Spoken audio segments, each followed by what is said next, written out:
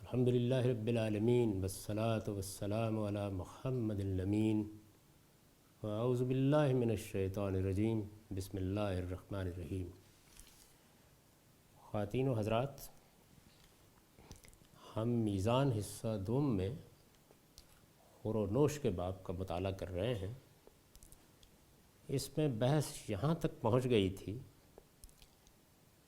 کہ ذبح کرنے کا کیا طریقہ ہوگا، تزکیے کے لیے کیا قانون ہے۔ چنانچہ ہم قرآن مجید کی سورہ مائدہ کی آیت 4 پڑھ رہے تھے، اس کا ترجمہ میں نے آپ کو سنا دیا تھا۔ اس کے بعد میں نے لکھا ہے مائدہ کی یہ آیت جس سیاق میں آئی ہے اس سے واضح ہے کہ اس سے اوپر کی آیت میں درندے کے پھاڑے ہوئے جانور کو چونکہ صرف اس صورت میں جائز قرار دیا ہے جب اس کو زندہ حالت میں ذبح کر لیا جائے۔ یعنی اوپر جو آیت ہے اس میں یہ بیان ہوا ہے کہ درندے کے پھاڑے ہوئے جانور کو ذبح کرنا ضروری ہے۔ درندے نے ایک جانور کو پھاڑ دیا، اب یہ کس صورت میں جائز ہوگا کہ اس کو کھا لیا جائے۔ یہ ذہن میں رکھیے کہ یہ سب میتہ سے متعلق احکام ہیں جو بیان ہو رہے ہیں۔ یعنی کسی جانور کی موت طبعی طریقے سے ہو گئی ہے، جانور کے پھاڑنے سے ہو گئی ہے، گر کر ہو گئی ہے، اس کی مختلف صورتیں گنوائی ہیں، تو اس کا حکم کیا ہوگا، یہ زیر بحث ہے۔ اس چیز کو بھی تازہ رکھیے کہ اصلی چیز کیا ہے، خون نکلنا چاہیے۔ یعنی ایک چیز تسمیہ ہے، اللہ کا نام لے کے ذبح کرنا چاہیے، دوسری چیز تزکیہ ہے، خون نکلنا چاہیے، خون سے جانور کے گوشت کو پاک ہونا چاہیے۔ تو یہاں یہ سوال پیدا ہوا کہ جب یہ بات اوپر واضح کر دی ہے کہ درندے کے پھاڑے ہوئے جانور کو صرف اس صورت میں جائز قرار دیا جائے گا جب اس کو زندہ حالت میں ذبح کر لیا جائے، اس لیے یہ سوال اس کے بارے میں پیدا ہوا کہ صدایا ہوا جانور اگر شکار کو پھاڑ دے اور شکار ذبح کی نوبت آنے سے پہلے ہی دم توڑ دے تو اس کا حکم کیا ہوگا۔ یعنی ایک تو یہ کہ درندے نے پھاڑ کھایا، دوسری چیز یہ ہے کہ آپ نے کسی جانور کو صدا لیا تھا، اسے تعلیم دی تھی، اس کو اس قابل کر لیا تھا کہ وہ آپ کے احکام کے مطابق شکار پر جھپٹے اور آپ کے لیے شکار کرے، اسی جانور کو صدایا ہوا جانور کہا جائے گا۔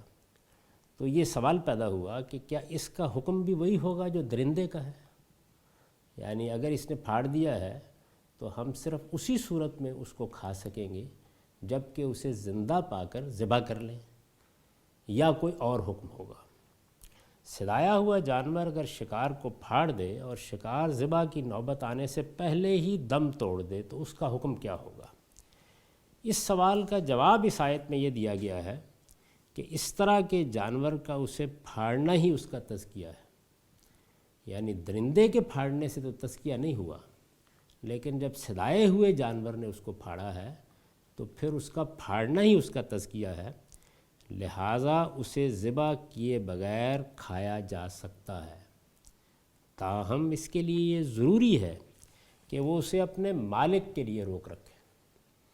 یعنی اگر اس نے خود کچھ کھا لیا تو پھر جیسے کہ آگے واضح ہوگا یہ شکار پھر اس نے اپنے لیے کیا ہے۔ جب وہ مالک کے لیے روک رکھے تب جائز ہوگا۔ اس میں سے اس نے اگر کچھ کھا لیا ہے تو اس کا کیا ہوا شکار جائز نہ رہے گا۔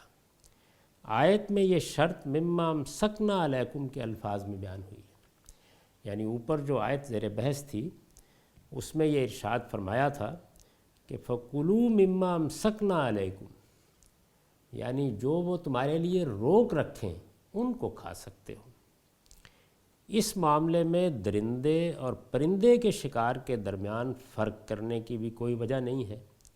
یہ معلوم ہے کہ اس حد تک تربیت جس طرح درندے قبول کر لیتے ہیں، بعض عقاب اور شاہین بھی قبول کر لیتے ہیں۔ یعنی اصلی چیز یہ ہے کہ جانور کو تعلیم دی گئی ہے، اسے صدایا گیا ہے۔ وہ خواہ کوئی کتا ہے جو آپ نے اس مقصد کے لیے پالا ہے اور اس کی تعلیم و تربیت کا اہتمام کیا ہے، یا کوئی عقاب ہے، شاہین ہے، یا اس نوعیت کا کوئی پرندہ ہے جس سے شکار کیا جا سکتا ہے۔ اس میں ایک سوال پیدا ہوتا ہے، اور وہ سوال یہ ہے کہ اس کے آگے فَكُلُوا مِمَّا أَمْسَكْنَا عَلَيْكُمْ، اس کے آگے وَاذْكُرِ اسْمَ اللَّهِ عَلَيْهِ کے الفاظ آئے ہیں، اس پر اللہ کا نام لو۔ تو سوال یہ پیدا ہوتا ہے کہ کس پر اللہ کا نام لو، یعنی اس میں ضمیر کا مرجع کیا ہے؟ ہم نے ضمیر کا مرجع ما علمتم من الجوارح مانا ہے، یعنی جس وقت جانور کو شکار کے لیے چھوڑا جائے تو اس پر اللہ کا نام لو۔ یعنی ہم نے ہاتھ میں چھری پکڑی اور ہم نے جانور کی گردن پر رکھ کے چھری پھیرنے کا فیصلہ کیا، تو اس وقت ہم کیا کرتے ہیں؟ تسمیہ اس وقت ہوتا ہے، ہم نے اس وقت اللہ کا نام لیا اور جانور کو ذبح کر دیا۔ یعنی ذبح کرنے کے لیے دونوں چیزیں چونکہ ضروری ہیں، تزکیہ بھی ہو اور اللہ کا نام بھی لیا جائے۔ تو یہاں یہ جو اللہ کا نام لینے کے لیے کہا گیا ہے، اس میں یہ ہدایت کی گئی ہے کہ جس وقت جانور کو، یعنی پہلی چیز یہ ہے کہ جانور صدایا ہوا ہو، دوسری چیز یہ ہے کہ اس کو اللہ کا نام لے کر چھوڑا جائے، اور تیسری چیز یہ ہے کہ جب وہ جانور شکار کرے تو وہ شکار کو اپنے مالک کے لیے روک رکھے۔ یہ شرائط قرآن مجید نے بیان کی ہیں۔ اب یہاں یہ بحث ہو سکتی ہے کہ اس کا مرجع مما امسکنا علیکم کیوں نہیں ہے، یعنی یہ جو ضمیر آئی ہے کہ اس پر اللہ کا نام لو، تو اس میں اس کا مرجع ہم یہ کہہ رہے ہیں کہ وہ جانور ہے جسے سدھایا گیا ہے، اسے جب چھوڑا جائے گا تو اس وقت اس پر اللہ کا نام لینے کی ہدایت کی گئی ہے۔ اس کے بالکل قریب جو جملہ پڑا ہوا ہے وہ ہے فَكُلُوا مِمَّا أَمْسَكْنَا عَلَيْكُمْ۔ تو یہ اس کا مرجع کیوں نہیں ہے؟ اس کا جواب یہ ہے کہ اگر یہ مانا جائے تو یہ اوپر جو بات فرمائی ہے اس کا اعادہ ہو جائے گا۔ یعنی اوپر یہ فرمایا ہے کہ جس کا تم تزکیہ کر لو، تو اب ظاہر ہے کہ اگر مما امسکنا علیکم کو مرجع مانیں گے تو وذکر اسم اللہ علیہ، یہ تعبیر ہوگی اس بات کی کہ تم اس کا تزکیہ کرو۔ تو تزکیے کی ہدایت تو اوپر دی جا چکی ہے، اللہ کا نام لے کر آپ نے جانور کو ذبح کرنا ہے، اس کے لیے بتایا جا چکا ہے اوپر۔ دوسری چیز یہ ہو سکتی ہے کہ اس کو فَكُلُوا سے متعلق مان لیا جائے، لیکن پھر یہ آداب طعام کے بارے میں ایک ہدایت ہوگی، جیسے کہ ہم باقی چیزیں اللہ کا نام لے کے کرتے ہیں، کھانا اللہ کا نام لے کر کھاتے ہیں، تو اس کی ہدایت ہو جائے گی۔ یہ موقع کلام ایسا ہے کہ اس میں یہ چیز بھی مقصود نہیں ہو سکتی۔ تو الا ما زکیتم میں جو بات بیان ہو گئی ہے، پہلی چیز مانے تو اس کا اعادہ ہو جائے گا، یعنی یہ بات ہی سرے سے حذف ہو جائے گی، اس کی کوئی ضرورت باقی نہیں رہے گی۔ دوسری چیز کو مانا جائے تو ایک بے محل بات ہوگی کہ یہاں عام آداب طعام سکھانے کی کیا ضرورت ہے، وہ تو ایک مانی ہوئی بات ہے، معلوم معروف بات ہے۔ چنانچہ یہ قرائن بتا رہے ہیں کہ اس کا مرجع وہی ہے، اور مقصود یہ ہے کہ جس وقت آپ کسی جانور سے شکار کرنا چاہیں تو اس کو صدایا ہوا ہونا چاہیے، اس کو اللہ کا نام لے کر چھوڑنا چاہیے، اور یہ دیکھنا چاہیے کہ جب اس نے شکار کیا ہے تو کیا شکار کو آپ کے لیے روک رکھا ہے۔ نبی صلی اللہ علیہ وسلم نے قرآن کا یہ مدعا اس طرح واضح فرمایا ہے۔ یعنی اب دیکھیے کہ اس میں کچھ مضمرات تھے، کچھ چیزیں تھیں جو تدبر کا تقاضا کرتی تھیں، تو نبی صلی اللہ علیہ وسلم نے اس کو واضح فرمایا۔ یہ وہ چیز ہے جس کو میں یہ کہتا ہوں کہ نبی صلی اللہ علیہ وسلم ایک عالم کی حیثیت سے، دین کے عالم کی حیثیت سے، بلکہ سب عالموں کے امام کی حیثیت سے تفہیم و تبیین بھی فرماتے ہیں، یعنی پیغمبر کی حیثیت سے سنت جاری کرتے ہیں، اور دین کے ایک عالم کی حیثیت سے تفہیم و تبیین بھی فرماتے ہیں۔ یہ ظاہر ہے کہ بے خطا تفہیم و تبیین ہے، اس میں غلطی کا امکان نہیں ہوتا۔ ہم تک کیسے پہنچی ہے، کیا پہنچا ہے، اس پر بحث ہو سکتی ہے۔ تو نبی صلی اللہ علیہ وسلم نے قرآن کا یہ مدعا اس طرح واضح فرمایا ہے، اذا ارسلت کلبک فاذکر اسم اللہ علیہ، تم جب اپنا کتا چھوڑتے ہو تو اللہ کا نام لے کر چھوڑو۔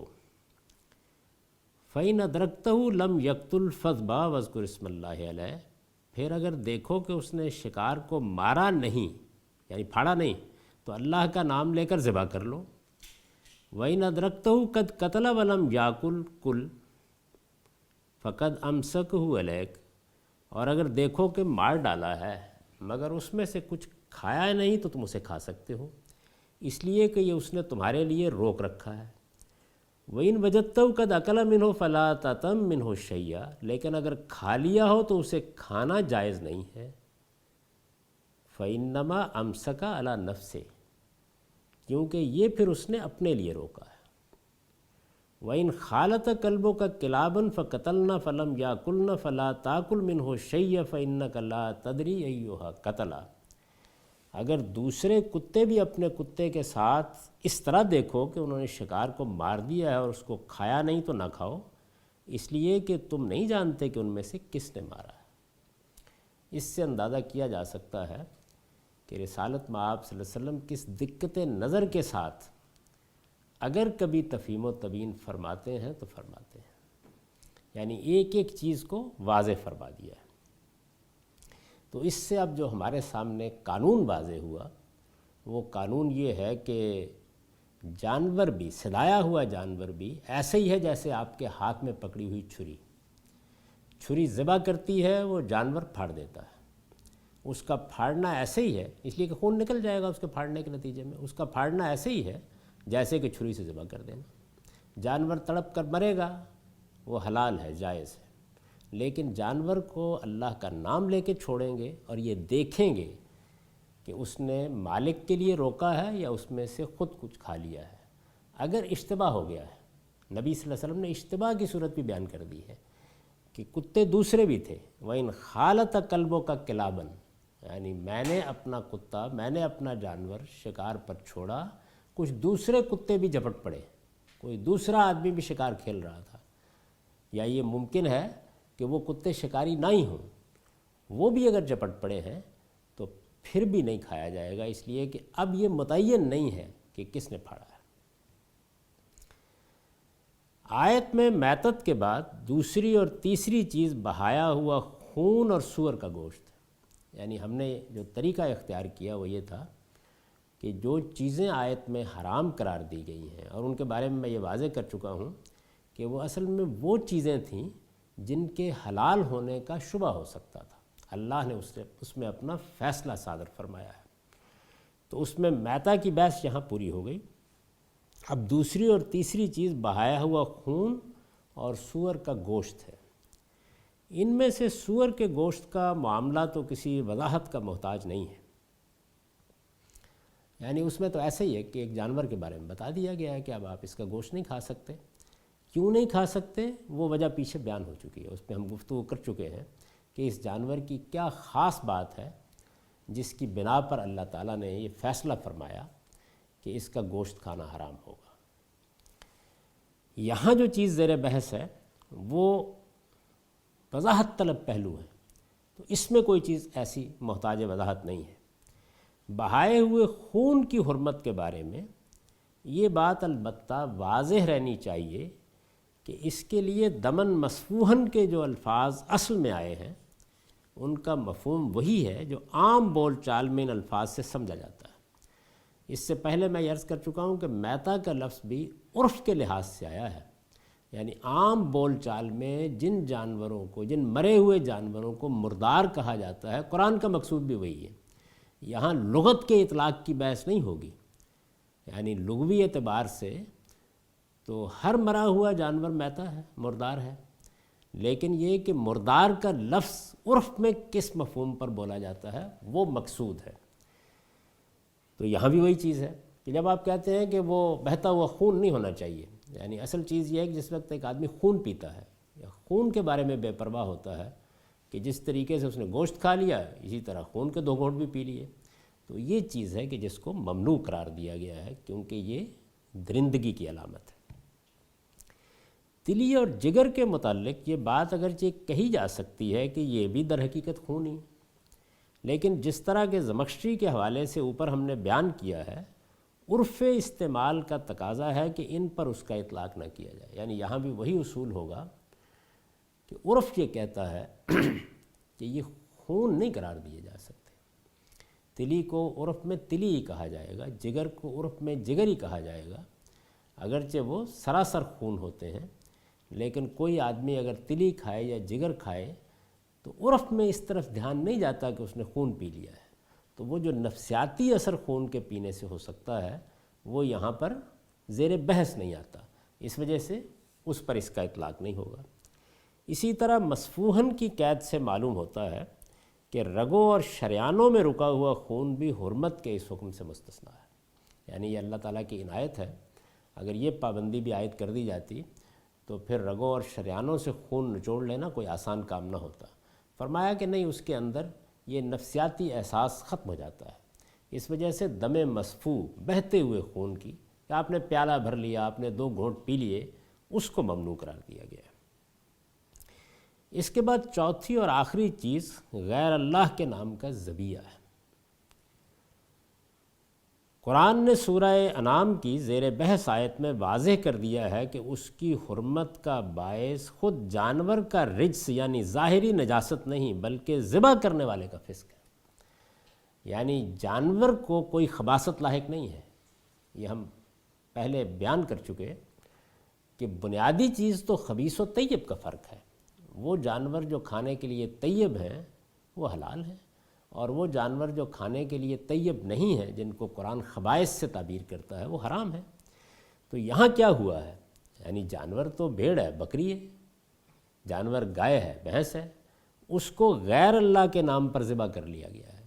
جانور میں تو کوئی نجاست نہیں ہے، جانور میں کوئی خباثت نہیں ہے، تو ظاہری نجاست نہیں بلکہ ذبح کرنے والے کا فسق ہے۔ یعنی یہاں کیا ہوا ہے، یہاں پر ذبح کرنے والا ایک ایسا عمل کر رہا ہے جو اللہ کے نزدیک آخری درجے میں ناپسندیدہ عمل ہے، وہ غیر اللہ کے نام پر ذبح کر رہا ہے۔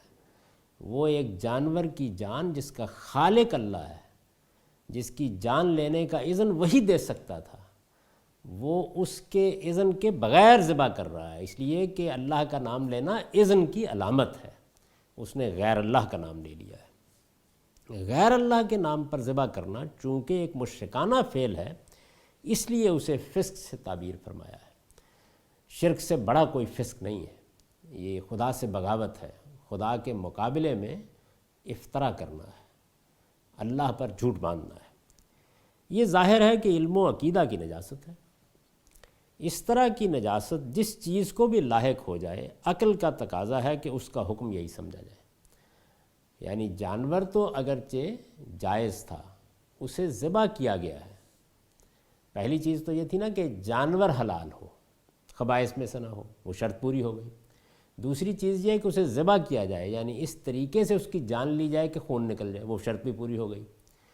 تیسری چیز یہ تھی کہ ذبح کرتے وقت اللہ کا نام لیا جائے، یہ شرط پوری نہیں ہوئی، یعنی ذبح کرتے وقت اللہ کا نام نہیں لیا گیا، غیر اللہ کا نام لے لیا گیا ہے۔ تو اس میں کیا ہوا ہے، اس میں اس پورے عمل کو علم اور عقیدے کی نجاست لاحق ہو گئی۔ اس طرح کی نجاست جس چیز کو بھی لاحق ہو جائے، عقل کا تقاضا ہے کہ اس کا حکم یہی سمجھا جائے۔ قرآن نے سورہ مائدہ میں بعض چیزیں اسی اصول کے تحت ممنوع قرار دی ہیں، یعنی اس سے قرآن نے یہ اصول قائم کر دیا کہ اگر کوئی اور فاسقانہ چیز بھی کسی چیز کے حصول کا ذریعہ بن جائے، یعنی یہاں جان لے کے گوشت حاصل کرنے کا ذریعہ کس چیز کو بنا لیا گیا ہے، ایک مشرکانہ عمل کو، تو ایسی کوئی اور چیز بھی کسی حلال جائز چیز کے حصول کا ذریعہ بن جائے تو وہ بھی حرام قرار پائے جائے۔ ارشاد فرمایا ہے وَمَا ذُبِحَ عَلَى النُّصْبِ وَأَن تَسْتَقْسِمُوا بِالْأَزْلَامِ ذَلِكُمْ فِسْقٌ، اور وہ جانور بھی حرام ہیں جو کسی آستانے پر ذبح کیے گئے ہوں۔ یعنی ایک تو یہ فرمایا تھا کہ اللہ کے سوا کسی اور کے نام پر ذبح کر دیا جائے، اب یہ ہے کہ اللہ کے سوا کسی اور کے نام پر ذبح کرنے میں ہو کیا رہا تھا، ایک مشرکانہ عمل کی نجاست جانور کو لاحق ہو رہی تھی، ذبح کرنے والے کا عقیدہ اس سے حرمت واقع ہو رہی تھی۔ تو علت کیا ہوئی؟ علت یہ کہ ذبح کرنے والے کے ہاں فسق پایا جاتا ہے، اب جگہ جس کے ساتھ اس کو منسوب کر دیا گیا ہے، اس کو نظر کے طور پر پیش کر دیا گیا ہے، وہ ظاہر ہے کہ اسی علت کا امتداد بن جائے گی، اسی کو پھیلا دیا گیا ہے۔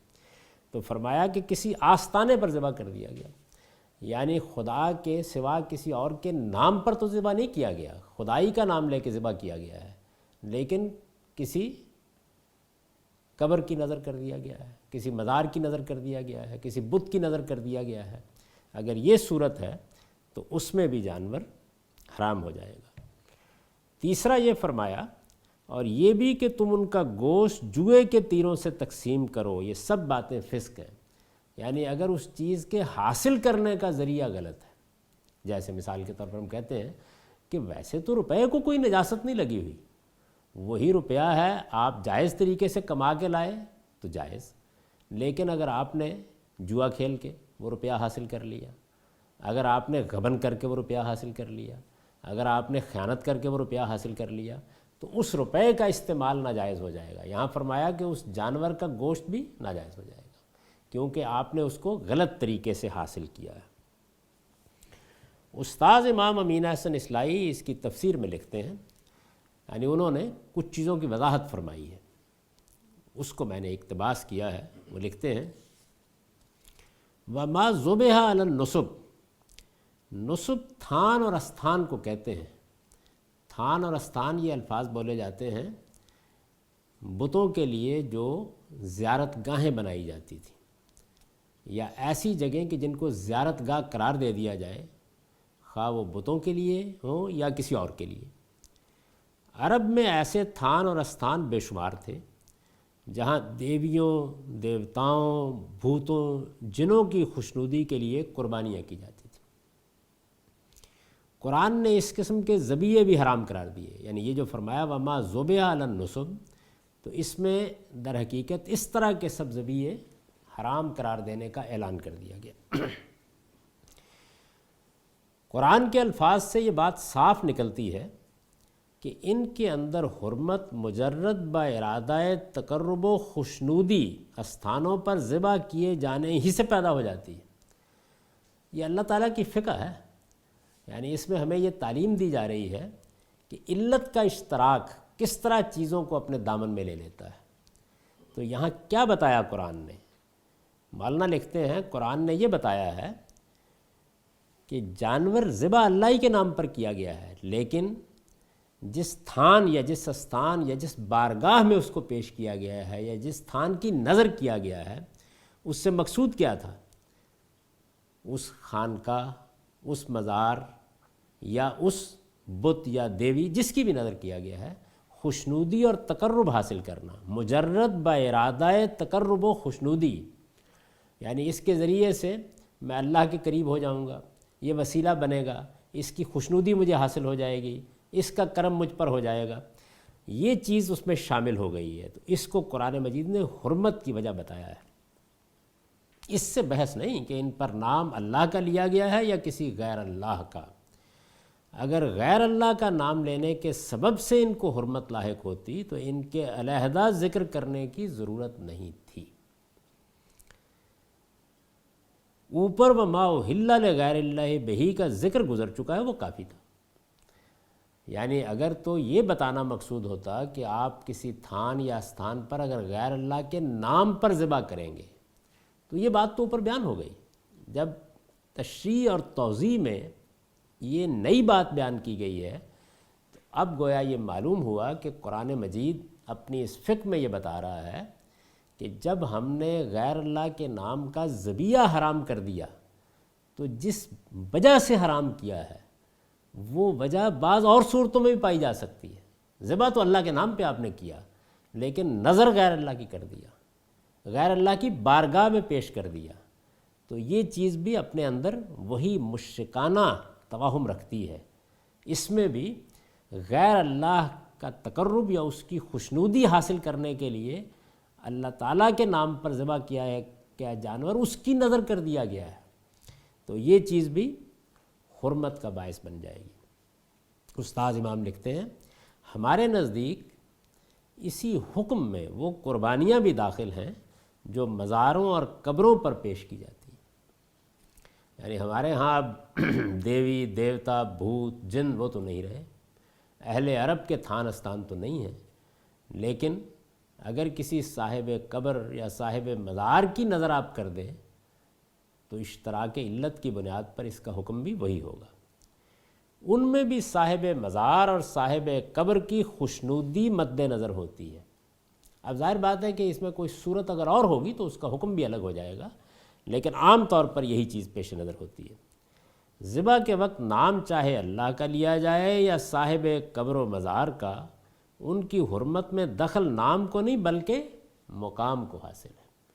یعنی وہاں نام مسئلہ تھا، نام جس وجہ سے مسئلہ تھا وہی مقام میں پائی جا رہی ہے، تو فقہی لحاظ سے اس کو حکم میں شامل کر لیا۔ یہ میں اس سے پہلے عرض کر چکا ہوں کہ ہوا کیا ہے۔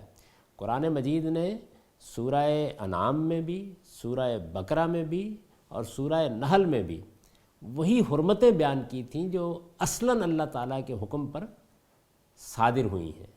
سورہ مائدہ میں اس سے متعلق پیدا ہونے والے سوالات کا جواب دیا گیا ہے اور وہ چیزیں واضح کی گئی ہیں جن پر فقہی لحاظ سے انہی احکام کا اطلاق ہوگا، تو اس میں یہ بھی واضح کر دیا۔ یہ تو وما ذبح علی النصب کا معاملہ تھا، یعنی جو تھانوں اور استھانوں پر ذبح کر دیا جائے۔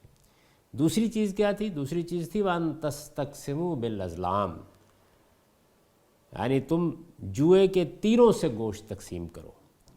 استقسام کے معنی ہے حصہ یا قسمت یا تقدیر معلوم کرنا۔ ازلام جوئے یا فال کے تیروں کو کہتے ہیں، یعنی الفاظ یہ ہے نا ان تستقسموا بالازلام، تو استقسام کا ایک لفظ آیا ایک ازلام کا۔ استقسام کے معنی ہے حصہ یا قسمت یا تقدیر معلوم کرنا۔ ازلام جوئے یا فال کے تیروں کو کہتے ہیں۔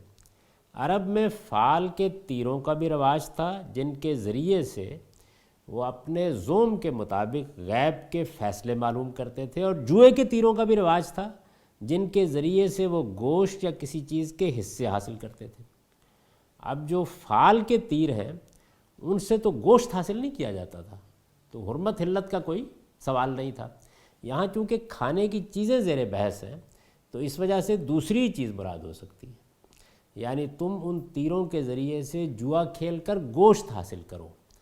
یہ جو مناسبت کلام پیچھے سے چلی آ رہی ہے اس کی بنیاد پر ترجیح ہے۔ استاذ امام لکھتے ہیں ہم سورہ بقرہ کی تفسیر میں خمر و میسر کے تحت بیان کر آئے ہیں کہ عرب شراب نوشی کی مجلسیں منعقد کرتے، شراب کے نشے میں جس کا اونٹ چاہتے ذبح کر دیتے، مالک کو منہ مانگے دام دے کر راضی کر لیتے، پھر اس کے گوشت پر جوا کھیلتے۔ گوشت کی جو ڈھیریاں جیتتے جاتے ان کو بھونتے، کھاتے، کھلاتے اور شرابیں پیتے، اور بسا اوقات اسی شغلے بدمستی میں ایسے ایسے جھگڑے کھڑے کر لیتے کہ قبیلے کے قبیلے برسوں کے لیے آپس میں گتھم گتھا ہو جاتے اور سینکڑوں جانیں اس کی نظر ہو جاتی۔ مجھے خیال ہوتا ہے کہ یہاں استقسام بالازلام سے یہی دوسری صورت مراد ہے، یعنی جس میں گوشت کو حاصل کرنے کا ذریعہ غلط اختیار کر گیا۔ ذریعہ وہ کیا ہے؟ جوا کھیلنا، اور جوئے کے بارے میں قرآن دوسری جگہ واضح کر چکا ہے کہ رجسم من عمل الشیطان، یہ گندا شیطانی کام ہے۔ تو ایک گندے شیطانی کام کو ذریعہ بنا لیا گیا ہے جائز طور پر ذبح کیے ہوئے گوشت کو حاصل کرنے کا۔ تو اس کا مطلب کیا ہوا؟ اس کا مطلب یہ ہے کہ کوئی کھانے کی چیز، یعنی دوسری چیزیں ظاہر ہے وہ یہاں زیر بحث نہیں ہے، لیکن کوئی کھانے کی چیز، جائز چیز بھی اگر غلط طریقے سے، ناجائز طریقے سے حاصل کی گئی ہے تو اس کو بھی اسی حکم کے تحت سمجھا جائے گا۔ اس میں اشتراک کس چیز سے پیدا کیا ہے؟ یعنی اصل چیز میں کوئی خباثت نہیں ہے، کوئی عمل اس کے ساتھ متعلق ہو گیا ہے، یا ذبح کرتے وقت غیر اللہ کا نام لے لیا گیا، یا اس کو کسی غلط جگہ پر نظر کر دیا گیا، یا پھر اس کو غلط طریقے سے حاصل کر لیا گیا۔ وہ ذبیحہ جس پر غیر اللہ کا نام تو نہیں لیا گیا لیکن اللہ کا نام بھی نہیں لیا گیا، یعنی اب ایک اور صورت پیدا ہو گئی کہ ذبح کرنے والے نے غیر اللہ کا نام بھی نہیں لیا، کسی تھان یا استھان کی نظر بھی نہیں کیا، کسی غلط طریقے سے بھی اس کا گوشت حاصل نہیں کیا، لیکن اللہ کا نام بھی نہیں لیا،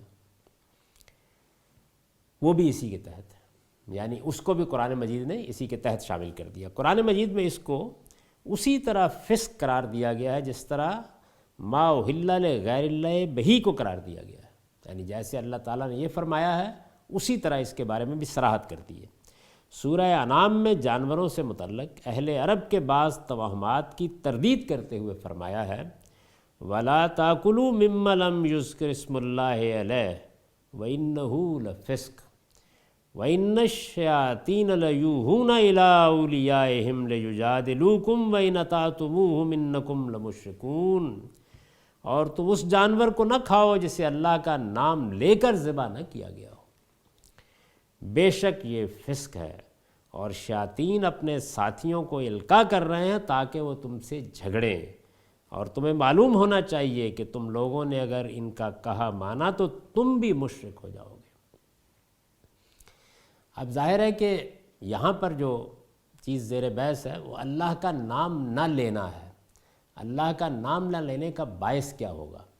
اس کا مطلب یہ ہے کہ یہ عقیدہ کہ یہ جانور اللہ کے اذن سے ذبح کیا جا رہا ہے، اس جانور کو اللہ نے میرے سپرد کیا ہے، میں کوئی حق نہیں رکھتا تھا کہ میں اس کا گوشت اس کو مار کر حاصل کروں، اس کی جان لینے کی اجازت مجھے خداوند نے دی ہے۔ یہ ساری چیزیں ظاہر ہے پیش نظر ہوں گی تو تب آپ حقدار ہیں کہ آپ گوشت کھائیں۔ اگر آپ نے یہ نہیں کیا تو یہ چیز آپ سے اب واضح تھی، یعنی جب یہ کہہ دیا گیا کہ اللہ کا نام لینا ضروری ہے تو فقہی نتیجہ نکل آیا تھا خود بخود کہ اگر اللہ کا نام نہیں لیا گیا تو وہ شرط پوری نہیں ہوئی۔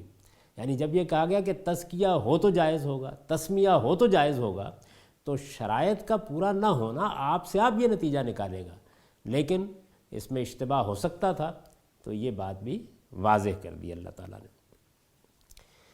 اس کے بعد بھی کچھ مباحث ہیں جن کو ہم اگلی نشست میں دیکھیں گے، اب یہیں ختم کرتے ہیں۔ اقول قولی ھذا واستغفر اللہ لی ولکم ولسائر المؤمنین۔